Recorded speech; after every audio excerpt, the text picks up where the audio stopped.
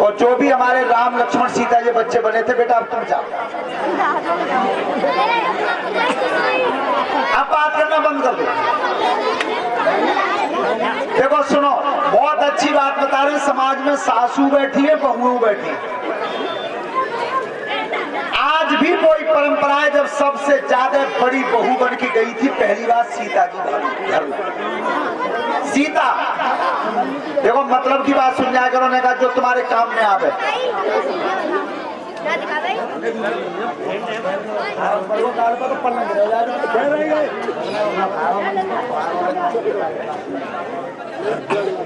तो सबसे पहले बहू की मुंह दिखरामनी होती है, होती है, आजू होते। सीता का चेहरा देखने के लिए सबसे पहले केकई है। राम के ऊपर सबसे ज्यादा प्यार करती थी तो केकई करती थी। तो उस समय केकई ने कहा सीता जी के सामने कि बेटी सीता, अयोध्या में जितने भी भवन बने हुए, सबसे ज्यादा सुंदर राज भवन मेरे पास है, वो पूरा सोने का बना हुआ है। तो आज से सीता मोह दिखरामनी में वो मैंने अपना राज भवन तुझे दे। ध्यान से सुनो, जो मतलब की बात है तो तुम सुनती ना हो, गीत भजन खूब सुनने तैयार हो, लेकिन जो तुम्हारे काम में आएगी बात, उसे तुम सुनने को तैयार नहीं। मोह दिखरामनी में केकई ने अपना सोने का राज भवन दे दिया बहू को। अब दूसरे नंबर पर सुमित्रा ने चूड़ामणि दे दिया। पहली बार संत शिरोमणि राजेश्वरानंदी ने बताया कि सुमित्रा ने एक अपना बेटा ही दे दिया था सीता को मोह दिखरामनी में, कि मेरा एक बेटा जीवन भर तेरी सेवा करे। अब पीछे तो नंबर आ गो असली सास को। वो आज तुमने देखिए बहू आवे, कोई नातेदार ने अंगूठी दे जाए, कोई घड़ी दे जाए, कोई धोती दे जाए, कोई रुपया दे जाए, पर सबसे ज्यादा कीमती चीज कौन देता है बहू को? जो असली सास होती है। और ज्यादा बहू लौट के जाता तब देते, सबसे पीछे। आज सबसे पीछे नंबर आया कौशल्या का। कौशल्या सीता के सामने बैठी मन में विचार किया कि मेरे बेटा राम की तो ये पत्नी है, और सबसे ज्यादा कीमती चीज दे दी केकई ने, सोने का राज भवन ही दे दिया। अब मैं क्या दूं? कौशल्या सोचो, ध्यान रखना क्या दिया था कौशल्या ने मोह दिखरामनी में, और जो कौशल्या ने दिया वो सबको अच्छा लगा तो प्रेम से ताली बजाना। अब तब कौशल्या ने की बेटी सीता, अब संपत्ति तो कोई बची नहीं जो मैं मोह दिखरामनी में तुझे दूं, पर सीता केकई ने तो दे दिया राजभवन। आज मैं मोह दिखरामनी में तुझको, आज से मैंने अपना बेटा राम दे दिया, ये दिया मोह दिखरामनी में। विचार करो, क्या कही अपना बेटा राम आज से तुझे दे दिया है। पता को कितना उल्टो असर हुआ है। बहू कह रही है सास ने कि टुकड़िया में आदमी कमाई खा रही है तो भौं मार रही है। विचार करना, तेरे आदमी से पहले तो वो उसका बेटा है। अरे जब 18-20 साल का पाल की कर दिया तब तेरा आदमी बनाया। तो बेटे पर सर्वप्रथम अधिकार होता है माँ का। सोता बंधु, अब मोह दिखरामनी तो हो गई, लेकिन एक बात ध्यान से सुनना, सास का कर्तव्य क्या है। अगर किसी गरीब घर से कोई बहू आ गई है और बाकी पापा ने ठंडी भर के कुंडल पहना दें,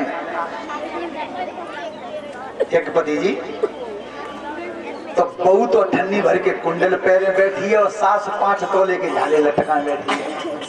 शोभा नहीं देगी। शोभा कब देगी? तब सास जी कह दे में कि बेटी जे कुंडल दे दे मोए और जे झाले ले ले, तब शोभा देगी। पर देखी कहाँ है, ऐसा होता भी नहीं है। बात अच्छी और कह दी जाते हैं कितने नंगा पे झाड़ू पैदा ना भय और देख मैं बाप ने जे रही इस धोती नो और पत्ता टुकड़िया पीछे और तब पे झाले दिखाते बहू है। शोभा नहीं देगी माता जी, शोभा तो तभी देगी तब झाले उतार के दे दो बहू को और कुंडल ले लो। हमेशा ध्यान रखना, वो समय तुम्हारा था जो तुमने व्यतीत कर लिया, अब समय बहू का आ रहा, बहू समय व्यतीत करेगी, और पाव के बाद का और को समय आवे। समय परिवर्तन रहता है हमेशा। एक बार महाराज दशरथ जी ने कान के पास बाल सफेद दिखाई दिए, शीशा देखा, दर्पण कान के पास। सोई महाराज दशरथ जी समझ गए कि अब राजगद्दी छोड़ने का समय हो गया। तो महाराज दशरथ जी ने विचार किया है, जब कान के पास बाल सफेद, देखो रामायण बता रही है, हमने बता, रामायण बता रही है कि कान के जोरे बार भूरे पच जाए तो घर की थानेदारी है, छोड़ दो, छोड़ दो, परमानेंट हो रही है। काऊ और पे तो तुम पे आई है, तुम पे काऊ बजानी है, तो फिर काई को पकड़े बैठे हो। और माताजी सास की पदवी कौन सी होते हैं? सास की पदवी क्या मानती हो तुम? कि दूध दही मठा रुपया पैसा कुटिया में बंद करके और तारो दे के तारी कमत्ते न बंदी तो सासुराई की है। अरे काय की चक्कर में पड़ेगा जो तारी काऊ की ना भाई, काऊ की ना है, काऊ पे तो तुम पे तो आई और तुम पे काऊ और बजानी है, तो फिर जब जानी नहीं है तो फिर पकड़े काय की बैठी हो। कुछ नहीं, महाराज दशरथ जी विचार करते हैं कैसे? बरसों तक राज काज देखा, अरे बरसों महलों में पकड़ रहा, बरसों महलों में पकड़ रहा, सोयूं स्थल में डर जाए और बरसों भजन में मगन रहा।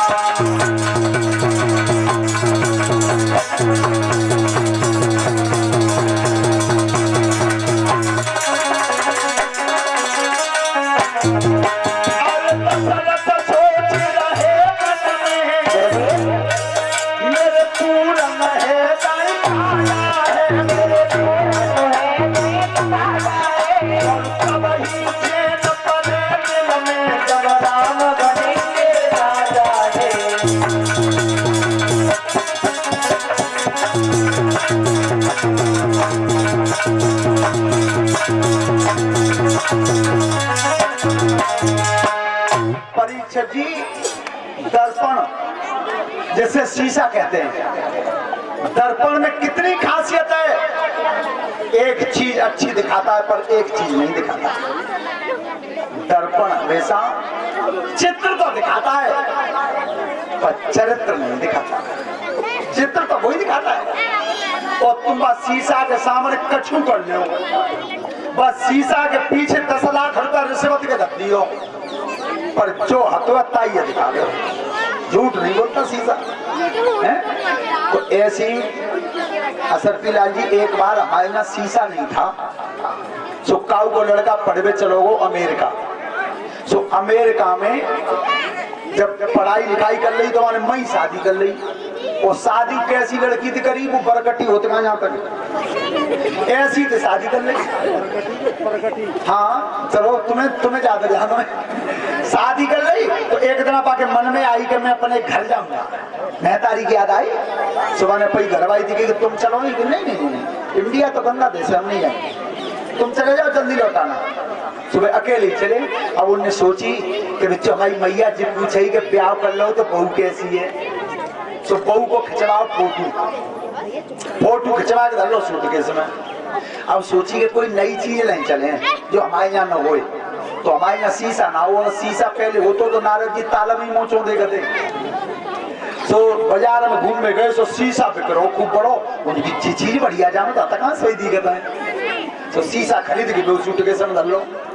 जहाज में बैठ के आए, उतर के जो काम में आए, माता जी के पैर छुए, तब की मैया हमारे ब्याह कर लो।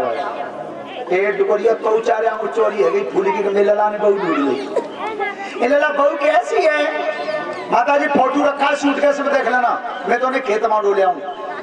बुल्ला खेत में चलो, टुकरिया सूटकेस तो दो। उसी के मारे कि मेरी बहू कैसी है, तो बहू को फोटो ढूंढ रही, तो वो शीशा मिलो, वो फोटो नहीं मिलो। अब जो टुकरिया शीशा ऐसे करो, ए ललाट जी बहू है जी, तो मरी में बैठी है बिल्कुल। ये बेटा जिका करते में जीवन में अल्लाह बिल्कुल पाओ। तो दो करीब शीशा लेके घेर में भाजी डोकर काय को आप रही है, पसीना ही कह रहे हो, लला को जीवन में करेगो काय पर ब्याह कर लो मैं और बहुत तुम्हारी समय ऐसी ढूंढिया बिल्कुल मरे में बैठी है। फोटो लाओ लला क्या दिखाइए तो वो शीशा दे दो ठोकर के हाथ में ठोकर निकल लो भाई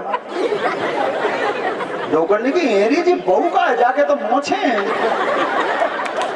ध्यान रखना शीशा वही दिखाता है जो सत्य होता है, दर्पण वही दिखाता है जो सत्य होता है। महाराज दशरथ जी ने रात तिलक की तैयारी की, रात तिलक की हाथ बात घर गली अथाई और कहे परस्पर लोग।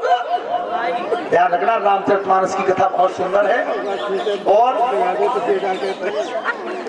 कृष्ण अवतार परसों होगा बाबा जी के आदेश से